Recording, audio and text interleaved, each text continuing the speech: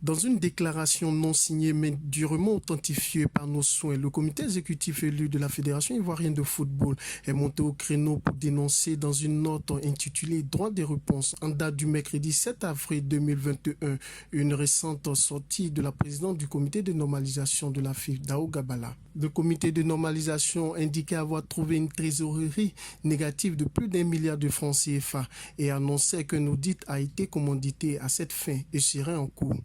Sur ce sujet, le comité exécutif élu et légitime de la FIFA s'est interrogé. S'agissant du trou d'1 milliard de francs CFA, le comité de normalisation se garde de dire en quoi consiste ce trou. Que représente ce trou d'1 milliard de francs CFA? S'agit-il de sommes d'argent détournées? Que ce comité dise aux Ivoiriens de façon claire ce que cela représente avec les preuves à l'appui. Interpelle les collaborateurs de feu le président Sidi Diallo qui dénonce une volonté manifeste de nuire à la mémoire de l'homme. Si le comité de normalisation dit avoir trouvé les caisses de la Fédération ivoirienne de football vides, les membres du comité exécutif élu estiment le contraire. Selon le comité exécutif élu de la FIFA, qui se pose ainsi face aux membres du comité de normalisation pour faire ressortir que ceux-ci ne sont pas élus. Ce sont 267 millions de francs CFA qui ont été laissés sur le compte de la FIFA à la disposition des hommes de la FIFA venus gérer le football ivoirien. À cela, il faut ajouter le paiement de la parafiscalité à hauteur de 192 millions de francs CFA en fin février.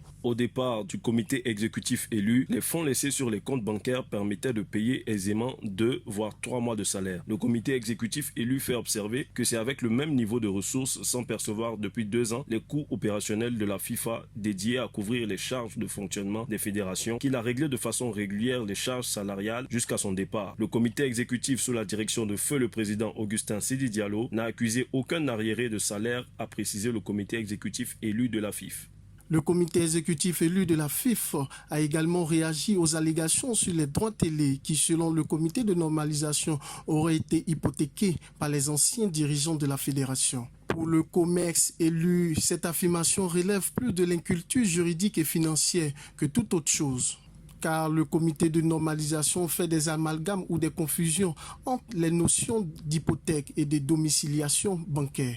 Il s'agit, selon le comité exécutif élu de la FIFA, de domiciliation bancaire d'une partie des ressources de la FIFA auprès d'une banque qui l'accompagne dans la réalisation de certaines opérations telles que l'acquisition de cars régis. Présenter cela au club comme une anomalie de gestion relève soit d'une méconnaissance des mécanismes bancaires, soit d'une volonté délibérée de nuire à la réputation du comité exécutif de feu le président Augustin Sidi Diallo, a expliqué le comité exécutif élu. Dans un souci de transparence, le comité exécutif élu de la FIFA demande de rendre public le rapport de l'audit commandité. Le comité exécutif élu se fera fort de lui apporter les réponses idoines, lesquelles seront également rendues publiques. Frédéric Onan, directeur de communication du comité de normalisation, joint au téléphone, dit d'abord ne pas souhaiter répondre avant d'inviter à aller à l'essentiel. Je ne réagirai pas sur le contenu de ce document parce qu'il n'est pas signé et le contenu ne peut pas être débattu. Voilà, je cru voir en bas comité exécutif élu. Je ne sais pas de quoi ça, je ne sais pas ce que ça veut dire. Alors, je ne réagirai pas à ça. Il est important aujourd'hui que nous nous concentrions sur l'essentiel. L'essentiel pour nous, c'est de faire rouler non seulement le ballon, mais c'est d'assainir le milieu du football ivoirien.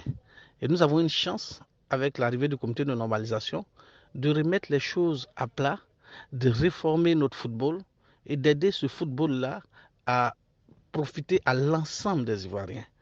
On a des compétitions qui viennent bientôt. Il y a la CAN 2022, la CAN 2023, les éliminatoires de la Coupe du Monde. Aujourd'hui, c'est ça notre action.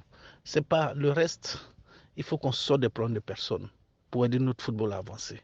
Dans une déclaration qui lui avait été prêtée, il avait pourtant répondu à ce qu'il a considéré comme un trac. Pour sa part, Diaby Moussa, président de la Renaissance Football Club de Yamoussoukro, s'insurge contre toute tentative du comité de normalisation de noircir le travail réalisé par le comité exécutif élu de la FIFA, en particulier la mémoire de feu le président Augustin Sidi Diallo. Je dis que je n'accepterai pas que la mémoire du président Sidi soit souillée. Je dis bien, je n'accepterai jamais cela. Le président Sidi était un président pour nous, était un père pour nous. Et le président Sidi n'a jamais accepté d'humilier qui que ce soit. Tout ce qui se raconte, c'est du blabla. Moi, je pense que c'est du blabla. Les tests sont là, les résultats sont là. Nous, les présidents de club, on a toujours donné des quitus, on a reçu les documents, on a travaillé dessus. Nous ne sommes pas des gens irresponsables. Nous sommes des responsables. On ne peut pas venir à une AG, donner quitus à un comité exécutif et puis des gens viennent remettre ça en cause. On se moque de qui? De nous, les présidents de club? Nous ne l'accepterons pas. Le comité exécutif sortant a fait son travail convenablement. Elle a fait du très bon travail. C'est l'un des comités exécutifs qui a le plus travaillé dans notre fédération. Alors, si les gens veulent aujourd'hui venir régler des comptes, nous n'accepterons pas que la mémoire de notre président soit souillé. La bataille pour la vérité entre le comité exécutif élu de la FIF et le comité de normalisation reste ouverte jusqu'au 31 décembre 2021, soit dans 8 mois environ, date de la fin de la mission de la normalisation. Une mission qui devrait essentiellement se consacrer à l'organisation des élections et tout ce qui y est lié. Le comité de normalisation s'est octroyé des pouvoirs qui n'avaient pas été définis au début. Il a entrepris de faire répondre le championnat national, de gérer les équipes nationales, alors qu'il ne l'est pas.